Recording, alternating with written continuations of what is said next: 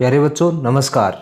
आपके अपने YouTube channel MG study point पर आप सभी का हार्दिक स्वागत है, अभिनंदन है। देखिए, जैसा कि आप स्क्रीन पर देख पा रहे हैं कि NMMS एग्ज़ाम 2023 के बारे में हम बात करेंगे। National means cum merit scholarship का जो एग्ज़ाम है 2023 का, उसके बारे में हम बात करने वाले हैं। जो NMMS एग्ज़ाम 2023 है उसके ऑनलाइन आवेदन शुरू होने वाले हैं, जिसकी विज्ञप्ति जारी हो चुकी है और आवेदन शुरू होंगे 20 सितंबर से और लास्ट डेट होगी 30 सितंबर। तो इसके अंदर क्या क्या डॉक्यूमेंट्स चाहिए, कैसे फॉर्म भरना है और क्या क्वालिफिकेशन होनी चाहिए, कौन सी क्लास का बच्चा फॉर्म भर सकता है, आवेदन शुल्क क्या रहेगा, इन सब चीज़ों के बारे में हम डिटेल में इस वीडियो में चर्चा करेंगे। तो वीडियो को शुरू करने से पहले अगर आप हमारे चैनल पर नए हैं, चैनल पर पहली बार विजिट कर रहे हैं, तो चैनल को सब्सक्राइब जरूर करें, साथ ही बेल आइकन को प्रेस करें, जिससे आगे आने वाले वीडियो की नोटिफिकेशन सबसे पहले आपको मिल सके। तो आइए शुरू करते हैं वीडियो को। देखिए, NMMS है, इसके बारे में यहाँ पे इसका आयोजक कौन है? राजस्थान राज्य शैक्षिक अनुसंधान एवं प्रशिक्षण परिषद उदयपुर, जो RSCRT उदयपुर है वो है। और वित्तीय सहयोग कौन कहाँ से प्राप्त होता है? जो अपना निदेशालय है माध्यमिक शिक्षा का बीकानेर, वहाँ से प्राप्त होता है। तो आइए सबसे पहले हम इसके बारे में बात करते हैं कि नेशनल मीन्स का मेरिट जो स्कॉलरशिप है ये है क्या। तो जो नेशनल मीन्स का मेरिट स्कॉलरशिप है NMMS, ये केंद्र प्रायोजित योजना है, यानी ये केंद्र सरकार की एक योजना है और इसकी शुरुआत मई 2008 में की गई थी। स्कूल शिक्षा एवं साक्षरता विभाग, शिक्षा मंत्रालय, भारत सरकार, नई दिल्ली द्वारा इसका संचालन एवं क्रियान्वित किया जा रहा है। निदेशक राजस्थान राज्य RSCRT उदयपुर, इसके राज्य नोडल अधिकारी, जो इसके राज्य नोडल अधिकारी हैं अपने NMMS के, वो कौन है? निदेशक जो है ना, डायरेक्टर किसके? RSCRT उदयपुर के जो डायरेक्टर हैं, निदेशक, वो इसके राज्य नोडल अधिकारी हैं। तो राज्य स्तर पर इसका जो संचालन है वो कौन कर रहा है? संचालन और मॉनिटरिंग कौन कर रहा है? RSCRT उदयपुर द्वारा की जाती है। सभी जिला शिक्षा अधिकारी मुख्यालय, इसके जिला नोडल अधिकारी, जो जिला स्तर पे जो है नोडल अधिकारी वो है जिला शिक्षा अधिकारी, और राज्य स्तर पर है अपने डायरेक्टर RSCRT उदयपुर का जो निदेशक है वो। फिर इस योजना को शुरू करने की उद्देश्य क्या है कि आर्थिक रूप से कमजोर वर्ग के प्रतिभाशाली विद्यार्थियों को प्रोत्साहित करना व पुरस्कृत करना। कक्षा 8 के पश्चात विद्यालय की परित्याग दर को कम करना। कुछ बच्चे जैसे 8वीं के बाद में पढ़ाई छोड़ देते थे अपने वित्तीय अभाव में, कि किसी के पास 9th की पढ़ाई के खर्चे के पैसे नहीं रहे, उनके लिए, और उनकी योग्यता तो है, वो पढ़ सकते हैं, उनमें टैलेंट तो है, तो उस टैलेंट को सर्च करना और उनको प्रतिभाशाली विद्यार्थियों को प्रोत्साहित करना।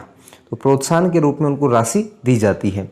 और कक्षा, इसका और उद्देश्य क्या? 9 से 12 में ठहराव, क्योंकि ये जो स्कॉलरशिप मिलती है 9वीं से लेकर 12वीं तक मिलती है, तो बच्चे 12वीं तक कैसे रुकें, तो ये इसका मेन उद्देश्य है। और राजकीय विद्यालयों की गुणवत्ता को बढ़ाना, क्योंकि इसके अंदर गवर्नमेंट स्कूल के बच्चे ही फॉर्म भर सकते हैं, इसलिए गवर्नमेंट स्कूलों की जो गुणवत्ता है उसको बढ़ाने के लिए जो उद्देश्य हैं ये इस NMMS के मेन मोटिव हैं। तो इसके बाद हम बात करेंगे कि छात्रवृत्ति कितनी मिलती है।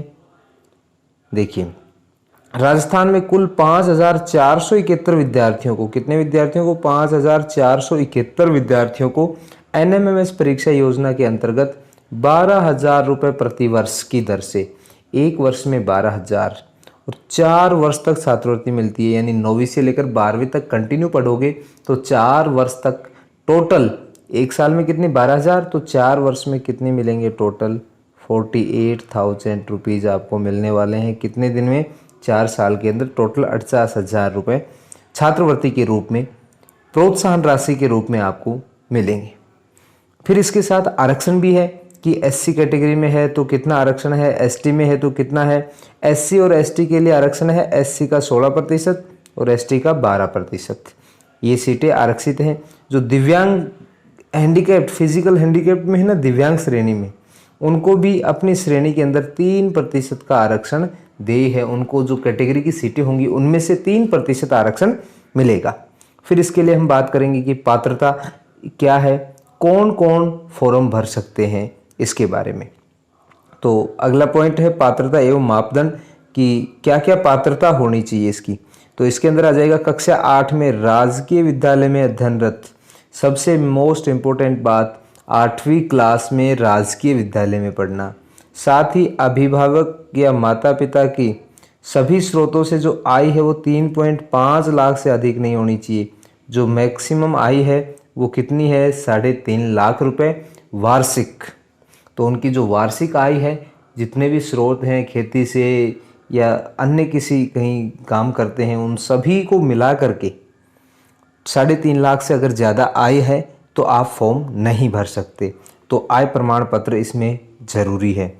साथ ही कक्षा 7 में राजकीय विद्यालय में 55% प्राप्तांक सहित स्पष्ट उत्तीर्ण, मतलब 7वीं कक्षा में भी जो अपने गवर्नमेंट स्कूल में पढ़ते थे बच्चे, वो ये फॉर्म भर सकते हैं। अगर 7वीं में प्राइवेट में पढ़ते थे और 8वीं क्लास में गवर्नमेंट स्कूल में आ गई तो वो बच्चे इस फॉर्म को नहीं भर सकते हैं, वो इसके लिए एलिजिबल नहीं है, क्योंकि यहाँ स्पष्ट लिखा हुआ है कि कक्षा 7 में राजकीय विद्यालय में, और परसेंटेज भी 55% से ज़्यादा होने चाहिए। अगर किसी से 55 से कम परसेंटेज नंबर हैं तो वो बच्चा इसको नहीं भर सकता।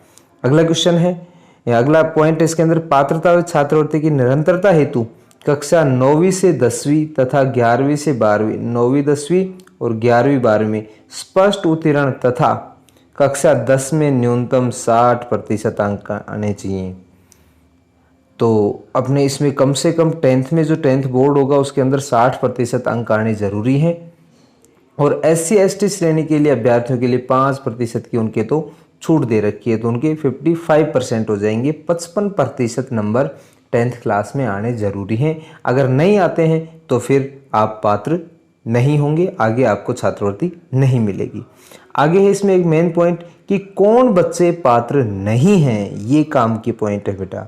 तो जो जवाहर नवोदय विद्यालय में पढ़ते हैं वो बच्चे इस फॉर्म को नहीं भर सकते, केंद्रीय विद्यालय के बच्चे नहीं भर सकते, सैनिक स्कूल के बच्चे नहीं भर सकते, निजी विद्यालयों के बच्चे नहीं भर सकते, और साथ ही राज्य सरकार द्वारा संचालित राजकीय छात्रावास और आवासीय विद्यालयों में पढ़ने वाले छात्र जहां बोर्डिंग, लॉजिंग और शिक्षा जैसी सुविधाएं, मतलब जहां रहने और खाने की और पढ़ने की, रहने खाने की भी व्यवस्था है, तो वो इसको नहीं भर सकते।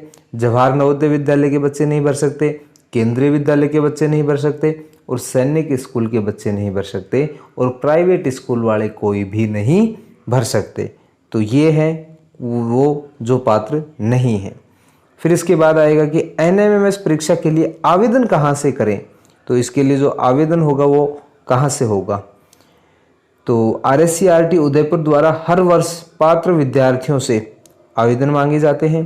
परीक्षा के लिए संस्था प्रधान को ऑनलाइन आवेदन शाला दर्पण के माध्यम से करना होता है। ये ऑनलाइन आवेदन संस्था प्रधान को, ऑनलाइन आवेदन कौन करेगा, संस्था प्रधान। तो संस्था प्रधान को ऑनलाइन आवेदन करना होगा, और किसके माध्यम से, शाला दर्पण के माध्यम से ऑनलाइन आवेदन होगा। जो अपने स्कूल की आईडी होती है ना, शाला दर्पण आईडी 6 अंकों वाली, उससे लॉगिन करके, स्कूल लॉगिन से, तो वहाँ से फॉर्म ये ऑनलाइन शाला दर्पण के माध्यम से भरे जाएंगे। मतलब बच्चे अपने स्तर पर फॉर्म नहीं भर सकते, ये स्कूल की आईडी से ही भरे जाएंगे स्कूल स्तर पर। ठीक है। फिर इसका पेपर कब होगा, इसका पेपर जो है नवंबर में प्रस्तावित है, और नवंबर में भी कब है, ध्यान से रखना इस डेट का, 17 नवंबर। कितने नवंबर, 17 नवंबर को इसका एग्ज़ाम प्रस्तावित है अभी। और अभी जो फॉर्म भरे जाएंगे उसकी डेट कब है, 20 सितंबर से लेकर के 30 सितंबर लास्ट डेट है इसकी फॉर्म की। NMMS के जो फॉर्म भरा जा रहा है इसकी 20 सितंबर से शुरू होगा और 30 सितंबर इसकी लास्ट डेट होगी फॉर्म फिल करने की शाला दर्पण आईडी से। और ये फॉर्म कौन भरेगा, संस्था प्रधान। ये स्कूल में किसी को प्रभारी बना दिया जाएगा, तो वो इस फॉर्म को फिलअप करेंगे, और इसकी 30 तारीख जो है वो इसकी लास्ट डेट है फॉर्म भरने की। और 17 नवंबर को एग्ज़ाम, दोनों डेट को बहुत अच्छे से ध्यान रखना है। आगे बढ़ते हैं। अब इसके बाद हम देखिए, अपने राजस्थान में तो टोटल 5471 बच्चों को छात्रवृत्ति मिलने वाली है ना, तो ये ध्यान रखना टोटल है। अब इसके बाद हम बात करेंगे बेटा परीक्षा का जो पैटर्न है ना कि पेपर कैसा होगा। तो जो परीक्षा का पैटर्न है उसके बारे में हम बात करेंगे। राज्य स्तर पर एक चयन परीक्षा का आयोजन किया जाएगा। ये जो परीक्षा होगी ये राज्य स्तर पर होगी, मतलब पूरे राज्य स्तर पे होगी। पूरे राजस्थान में एक पेपर होगा, एक दिन होगा, ठीक है। पूरे भारत में नहीं होगा, राजस्थान में होगा, ये राज्य स्तर पर होगा पेपर का। और परीक्षा के प्रश्न पत्र 2 भाग में होंगे। कितने भागों में होंगे? 2 भागों में। एक तो होगा मैट और एक होगा सेट। मानसिक क्षमता परीक्षण और शैक्षिक योग्यता परीक्षण। मानसिक वाले में तो रीजनिंग आएगी और शैक्षिक वाले के अंदर अपने को सामाजिक विज्ञान और गणित। अब इनके देखना, दोनों भागों में 180 प्रश्न होंगे, प्रत्येक में 90, और इनको हल करने के लिए 180 मिनट का समय निर्धारित है। और जो विशेष आवश्यकता वाले विद्यार्थी हैं उनको 30 मिनट का अलग से समय दिया जाएगा। अब ये तो देखो 90 जो मैट वाला पेपर है इसमें तो 90 क्वेश्चन किसके रहेंगे? रीजनिंग के रहेंगे, सारे क्वेश्चन रीजनिंग के रहेंगे। लेकिन जो सेट वाला पेपर है ना, सेकंड पेपर, उसके अंदर कौन कौन से रहेंगे? विज्ञान, सामाजिक अध्ययन और गणित। इनके भी अलग अलग होंगे। विज्ञान के जो होंगे ना वो कितने प्रश्न होंगे? 35। एसएसटी के भी 35 और मैथ के कितने होंगे? 20। इस प्रकार से टोटल 90 क्वेश्चन होंगे। साइंस के 35, एसएसटी के 35 और मैथ के 20, ऐसे क्वेश्चन होंगे, ठीक है। इसके बाद हम बात करेंगे, इसके नीचे है परीक्षा परिणाम। चयन परीक्षा के बाद अतिशीघ्र परिणाम घोषित किया जाएगा। इसके पेपर होने के बाद लगभग 2 महीने में आपका परिणाम जारी कर दिया जाएगा। लगभग 2 महीने के अंदर आराम से 2 महीने में रिजल्ट जारी हो जाएगा। छात्रवृत्ति की पात्रता के लिए इसकी मेरिट में आना आवश्यक है। तो रिजल्ट आने के बाद मेरिट जारी होगी और उस मेरिट में अगर आपका नाम आ जाता है तो आप छात्रवृत्ति के लिए पात्र हैं। फिर उसके बाद आपको आगे रजिस्ट्रेशन करना होगा एनएसपी पोर्टल पर भरने के लिए। आवेदकों को चयन परीक्षा में न्यूनतम 40% अंक, कम से कम 40% अंक आने जरूरी हैं, और वो भी दोनों पेपर में अलग अलग। फर्स्ट जो मैट वाले है उसमें भी 40% आने चाहिए और सेट में भी 40% अंक आने जरूरी है। SC/ST के अभ्यर्थियों के लिए न्यूनतम उत्तीर्णांक 32% है। जो SC/ST वाले हैं उनके लिए जो मिनिमम पास मार्किंग है वो 32% है। इसके बाद नीचे है NMMS योजना हेतु महत्वपूर्ण दिशा निर्देश। देखिए इसके अंदर महत्वपूर्ण दिशा निर्देश में क्या है, नीचे पात्रता शर्तें एवं आवश्यक दस्तावेज की सूची पहले पढ़ लें कि क्या क्या चाहिए ना। चयन होने के बाद कक्षा 9 में राजकीय विद्यालय में प्रवेशित विद्यार्थी नेशनल स्कॉलरशिप पोर्टल पर आवेदन करेंगे। इसमें छात्रवृत्ति में अगर चयन हो जाता है तो उसके बाद जब 9वीं में राजकीय विद्यालय में, कंडीशन क्या है इसमें, 9वीं से 12वीं तक आपको राजकीय विद्यालय में ही पढ़ना होगा। अगर राजकीय विद्यालय में नहीं पढ़ते हैं तो आपको छात्रवृत्ति नहीं मिलेगी और उसमें अयोग्य घोषित हो जाओगे। कक्षा 9 उत्तीर्ण करने के बाद विद्यार्थी को कक्षा 10, 11, 12 में एनएसपी पोर्टल पर नवीनीकरण करना होगा, रिन्यूअल करना होगा। और कंडीशन ये ध्यान रखना, आधार कार्ड, साला दर्पण रिकॉर्ड और बैंक डिटेल में कोई भी नाम का मिसमैच नहीं होना चाहिए। स्कूल के साला दर्पण रिकॉर्ड में, आधार कार्ड में और बैंक डिटेल में, तीनों में जो डिटेल है वो as it is exact same होनी चाहिए, उनमें कोई भी चेंज नहीं होना चाहिए। इवन द उसके अंदर स्पेस का भी चेंज नहीं हो, कोई अल्फ़ाबेट एक्स्ट्रा हो किसी में कम हो तो वो बिल्कुल भी नहीं, मिसमैच नहीं होना चाहिए। फिर इसके नीचे है एक बार अनुत्तीर्ण होने या रजिस्ट्रेशन नवीनीकरण और वेरिफिकेशन नहीं करने पर उत्तरोत्तर वर्षों में अपात्र माना जाएगा। हर वर्ष रजिस्ट्रेशन करना अनिवार्य होता है। हर साल इनका रजिस्ट्रेशन बहुत ज़रूरी है। विद्यार्थी के रजिस्ट्रेशन नवीनीकरण करने के बाद विद्यालय स्तर फिर जिला स्तर पर वेरिफिकेशन निर्धारित तिथि में पूरा करना होता है। विद्यार्थी रजिस्ट्रेशन करता है या फिर जैसे 9th में रहेगा तो रजिस्ट्रेशन करेगा और फिर 10th, 11th और 12th में क्या करेगा, नवीनीकरण। तो रजिस्ट्रेशन या नवीनीकरण करने के बाद में विद्यालय स्तर पे जाता है वो, फिर विद्यालय स्तर से वेरीफाई करने के बाद में वो जिला स्तर पे जाता है, फिर जिला स्तर से वेरीफाई करना होता है और इसकी डेट फिक्स होती है कि इस टाइम लिमिट के अंदर इसको वेरीफाई करना होता है। ठीक, इसके बाद नीचे पॉइंट है इसके अंदर, अतः रजिस्ट्रेशन और नवीनीकरण करने के बाद संबंधित संस्था प्रधान को ऑनलाइन आवेदन में दस्तावेज की हार्ड कॉपी जमा करवाएं। तो इसकी हार्ड कॉपी आपको जमा करवानी जरूरी है। ऑनलाइन आवेदन जो भरा है उसकी और उसके साथ में डॉक्यूमेंट्स लगा करके उसकी हार्ड कॉपी जमा करवा देनी है। जिससे वो उसको वेरीफाई कर दे इंस्टीट्यूट लेवल पे और आगे डिस्ट्रिक्ट लेवल पर वो फॉरवर्ड हो जाए। नीचे है इसके अंदर, इसमें जो अपने राज्य का जो कोटा है ना वो कितना है, तो टोटल तो है ना वो 5471 है। अब इसमें एससी के हैं 16%, तो एससी की जो सीटें हैं वो 875, एसटी की हैं वो 656 है और जनरल की 3940 सीटें हैं। इस प्रकार से ये सीटें हैं। तो इनके अंदर ये डिवाइडेशन हो रहा है, 5471 कुल सीटें हैं इनकी। अब ध्यान से देखना, इसके अंदर जो अपने डिस्ट्रिक्ट वाइज भी सीटें इसमें डिवाइड की हुई होती हैं कि हर डिस्ट्रिक्ट की कितनी सीटें होंगी, है ना। तो ये डिस्ट्रिक्ट वाइज सीटें हैं कुछ, इसको आप देख सकते हो। अजमेर का जो कोटा है ना, अजमेर डिस्ट्रिक्ट का वो है 184। कितना है अजमेर का? 184। अजमेर का जो कोटा है वो है बेटा 184। फिर अजमेर के बाद में है, नीचे सभी का दिया हुआ है। अजमेर के बाद में देखेंगे किसका है, ये अलवर का है। अलवर के 345 सीटें हैं। बांसवाड़ा की 131 हैं, बारा की 110 हैं, बाड़मेर की 145, भरतपुर 239, भीलवाड़ा 170, बीकानेर 141, बूंदी 97, चित्तौड़गढ़ 101। ऐसे आप इन सब की ये जो सीटें हैं आप अपने डिस्ट्रिक्ट वाइज इनकी सीटें चेक कर सकते हो कि आपके डिस्ट्रिक्ट में कितनी सीटें हैं। ये प्रत्येक ज़िला वाइज सभी की सीटें अपने इसमें पूरे वीडियो में दे रखी हैं। ये पूरे चार्ट के अंदर टोटल 5471 सीटें हैं। तो इस प्रकार से आप अपने कर सकते हो। तो इसमें ध्यान देने योग्य बात क्या है, एक तो आय जो है वो 3.5 लाख से ज़्यादा ना हो, साथ ही राजस्थान का मूल निवासी होना ज़रूरी है, तभी तो भर पाओगे फॉर्म।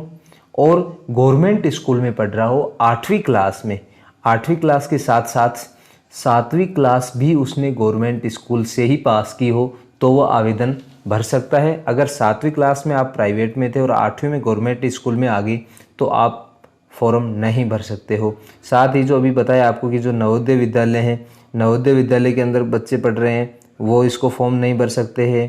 केंद्रीय विद्यालय वाले भी नहीं भर सकते हैं। सैनिक स्कूल या निजी स्कूल वाले, प्राइवेट स्कूल वाले भी नहीं भर सकते। और जो राज्य सरकार द्वारा आवासीय विद्यालयों में पढ़ने वाले बच्चे हैं वो भी इसको फॉर्म को नहीं भर सकते हैं। तो ये मेन चीज़ें थी इसके अंदर। और फिर भी अगर आपको कोई समस्या आती है फॉर्म को भरने में किसी भी प्रकार की, तो डिस्क्रिप्शन में आपको लिंक मिल जाएगा व्हाट्सएप ग्रुप का, आप वहाँ से कांटेक्ट कर सकते हैं और कोई भी समस्या हो तो हम आपका पूरा सहयोग करेंगे। उम्मीद है आपको ये वीडियो बहुत हेल्पफुल होगा और आपसे ये हम उम्मीद करते हैं कि, आशा करते हैं कि आप फॉर्म को भरेंगे, अपने बच्चों का फॉर्म भरवाएंगे। 8वीं क्लास में जो पढ़ रहे हैं, आसपास कोई हैं, सभी को प्रेरित करेंगे जिससे कि ज़्यादा से ज़्यादा बच्चों को इस स्कॉलरशिप का जो फ़ायदा है वो मिल सके, क्योंकि गवर्नमेंट की जो स्कीम है तो उसका फ़ायदा मिलना ज़रूरी है। ऐसे बहुत से बच्चे होते हैं अपने आसपास जिनको अपनी आर्थिक स्थिति की वजह से स्कूल से नाता तोड़ना पड़ता है। तो स्कूल से उनको कोशिश करें कि जोड़ें, ना कि तोड़ें। तो उनको स्कूल से जोड़े रखें और उनको ये आर्थिक प्रोत्साहन जो राशि मिलती है गवर्नमेंट के द्वारा, तो इसके लिए उनको प्रेरित करें, फॉर्म भरवाएं और आगे एग्ज़ाम दिलाने के लिए उनको जो कुछ थोड़ा बहुत गाइड एग्ज़ाम के लिए भी करें कि एग्ज़ाम जो होगा दोनों एग्ज़ाम में ओमार शीट कैसे भरते हैं। आगे और भी हम वीडियो लाएंगे उनके अंदर, इन सब चीज़ों के बारे में डिस्कस करेंगे कि ओमार शीट इसके अंदर पेपर में कैसी आती है, टाइम दोनों पेपर एक साथ होते हैं या अलग अलग होते हैं, इन सब की डिटेल में और चर्चा करेंगे। वरना एक ही वीडियो में सारी चर्चा नहीं कर सकते क्योंकि वीडियो बहुत ज़्यादा लंबा हो जाएगा नहीं तो, है ना। इसलिए आज के वीडियो में इतना ही। फिर भी आपका कोई समस्या रह जाए तो आप कमेंट बॉक्स में लिख देना, हम उसका समाधान करने की पूरी कोशिश करेंगे। और अगर आप हमारे चैनल पर नए हैं तो चैनल को सब्सक्राइब ज़रूर करें, साथ ही बेल आइकन प्रेस करें जिससे आगे आने वाले वीडियो की नोटिफिकेशन आपको सबसे पहले प्राप्त हो सके। ओके।